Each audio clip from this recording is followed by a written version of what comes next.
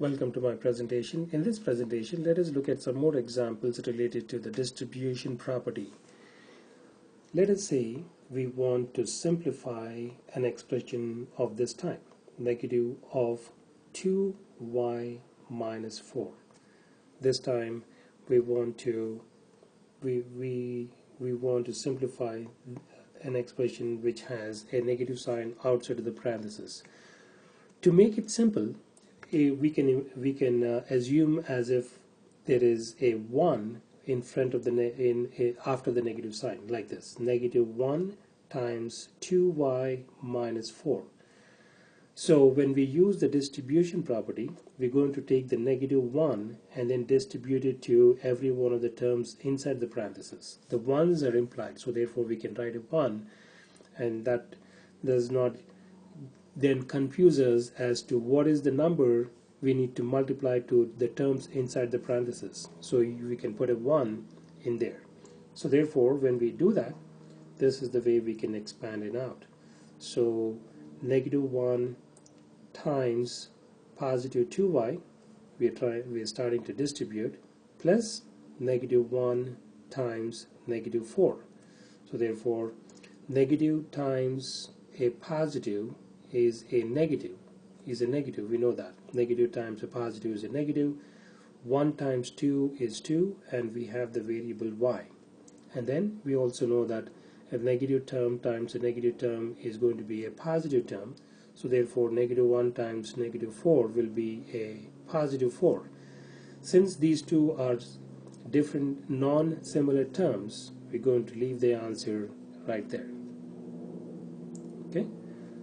We'll call this one as step 2. And in just 1 or 2 steps, we should be able to arrive at the answer without any difficulty. Let us try some more examples, trying to see if we can use the distribution property to simplify them.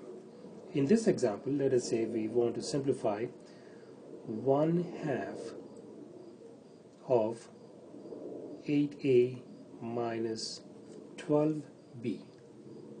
8a minus 12b. Okay, so let us write these things down in these different steps. We want to take the term which is let's write this problem down. Negative, let me use this color here, negative 1/2 times 8a minus 12b. Right?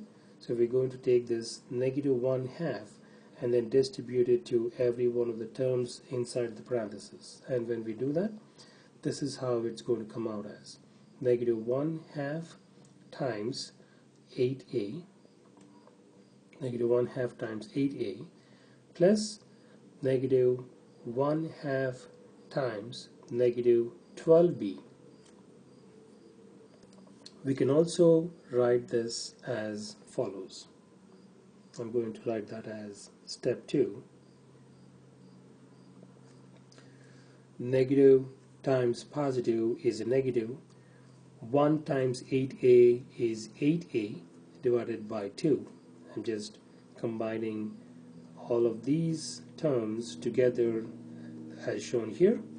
And then in the second part of it, positive times negative is a negative. Negative times negative is a positive.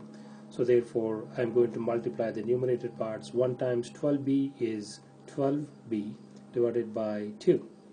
Now we know our times tables. So since 8 is the multiples of 2, we're going to say 2 times 1 is 2, 2 times 4 is 8. Similarly here in the second fraction, 2 times 1 is 2, 2 times 6 is 12. Therefore, we can write the same expression in its simplified form as follows. Negative 4a over 1, or just negative 4a, means exactly the same, plus 6b over 1, or just 6b, means exactly the same. And therefore, as long as these variable terms are different, we cannot combine them, and therefore we're going to leave it here. This is our answer. Negative 4a plus 6b is the simplified form for this given expression. right? So let's take one more example to understand this distribution property. Let's say we want to simplify an algebraic expression as follows: 3 times. What if we have three variables like this: 4a minus 2b minus c? So far we have seen with two variables. What if we have three variables? The same concept applies. Let's write them down in these different steps. Step number 1, we're going to distribute the 3 to every one of the terms inside the parentheses. We're going to distribute the 3 to every one of the terms inside the parentheses. How can we write that? 3 times 4a plus 3 times negative 2b plus 3 times negative c. And then in step number 2, we're just going to simplify the process.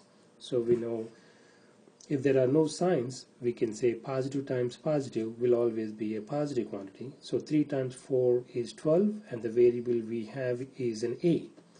And then positive times negative is a negative. 3 times 2 is 6, and then we have the b variable next to that. Positive times negative is a negative, and then we have 3 times c is 3c. Since these variable terms are all different, this has a, this has b, and this has c, we cannot combine them, and therefore our answer is going to be in this format. It has three variable terms in it, and it is a big expression like that: 12a minus 6b minus 3c. So it could be in that manner as well. So therefore, this is the way we want to be able to use the distribution property to be able to simplify the variable expressions. In my next presentation, we shall look at some more examples related to variable expressions.